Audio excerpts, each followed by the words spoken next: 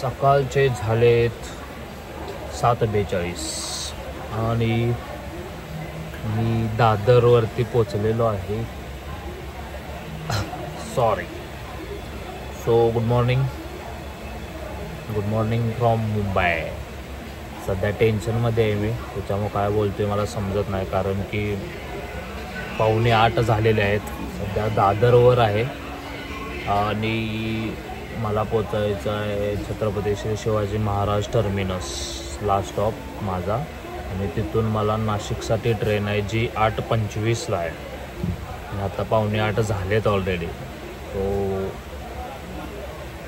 Problem वो है, पोचणार नाही पोचणार, कारण की तिथं जाऊन मी प्लॅटफॉर्म 14वरती काहीतरी उतरणार आहे. त्याच्यानंतर मला 17 नंबरचा प्लॅटफॉर्म शोधायचा आहे. त्याच्यानंतर मग माझं सीट शोधायचे आहे, ट्रेन शोधायचे आहे.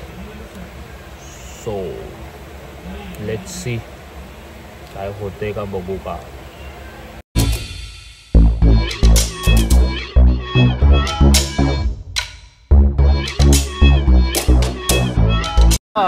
लकीली आपण पोचलेलो आहे वेळेमध्ये. चला, नशीब आपण 8 वाजता पोचलेलो आहे. 17 नंबर शोधायचा आहे फक्त आपल्याला. 17 नंबर इज हिअर. चला, मला 17 नंबर दाखवलेलं होतं, पण 15 नंबरवरती येणार आहे. सो परत आता 15 नंबर शोधत मी चालू. ह्या 15वर फायनली, या 15वर तर असू देत गाडी. आता पुन्हा ते विचारूनच घेतो.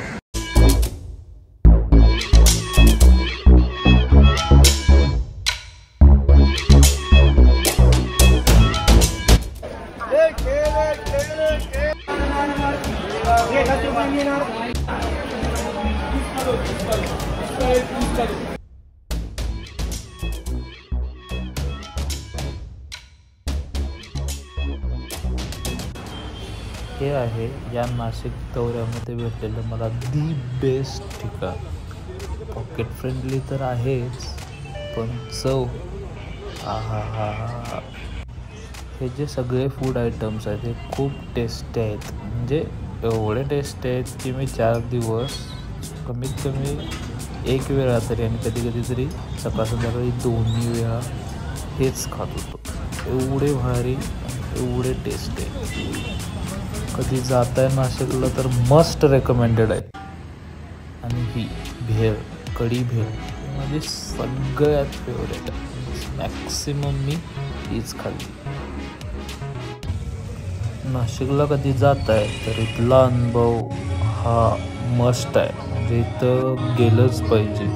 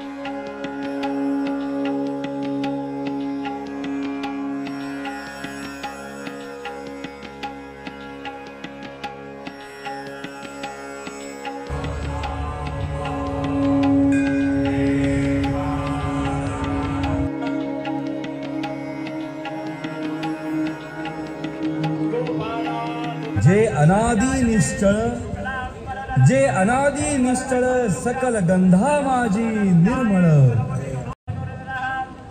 बकुल चंपक कमलिनी बिल्व तुलसी मालिनी. पर्णकुसुमा जमवूनी घातले पायी आता सौरभी साकारले तत्व आकाशातले पुष्प म्हणून वाहिले तुझ्याच ठाई हर हर गोदा हर हर गंगे हर हर गोदा हर हर गंगे हर हर गोदा हर हर गंगे हर हर अग्नितत्वाची अशी दीप तुझ हे दावुनी आत्मदीप उजाळुनी उभय एकाकारुनी मोडिले द्वैता हर हर गोदा हर हर गंगे हर हर गोदा हर हर गंगे हर हर गोदा हर हर गंगे हर हर गोदा हर हर गंगे।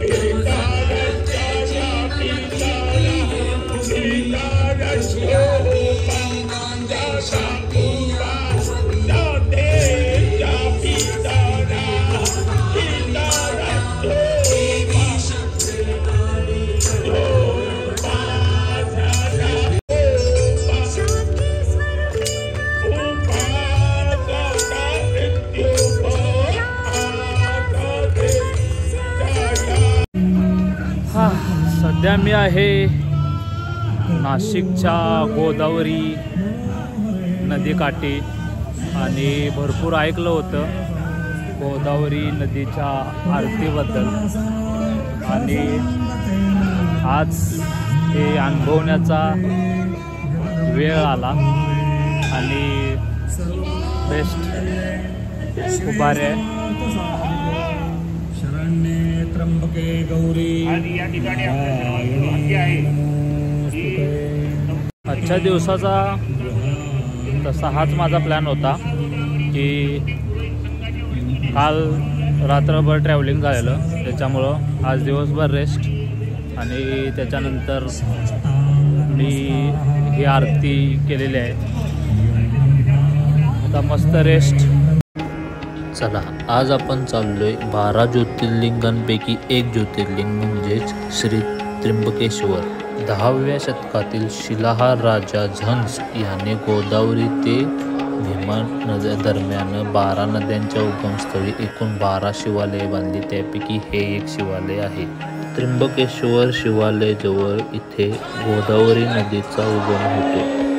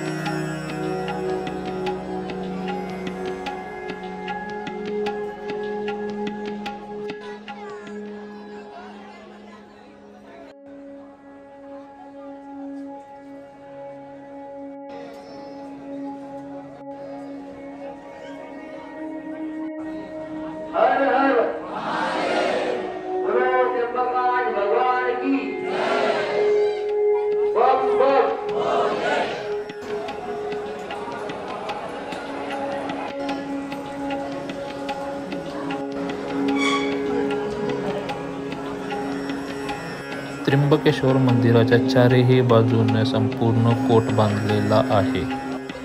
हे मंदिर ब्रह्मगिरी पर्वताच्या निसर्गरम्य वातावरणामध्ये वसलेले आहे. येथील कुशावर्तत स्नान करण्यासाठी भाविक भारतवर्षातून हजेरी लावतात. ब्रह्मगिरी हे महाराष्ट्रातील उंचीने दुसऱ्या क्रमांकाचे स्थळ होय.